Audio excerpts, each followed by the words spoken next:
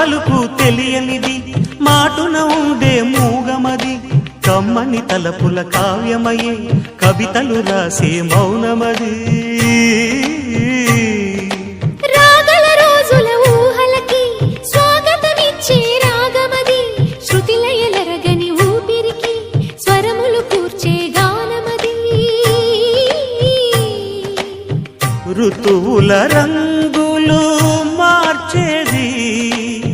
కల్పన కలిగిన మది భావం బ్రతుకును పాటగా మలిచేది మనసున కదిలిన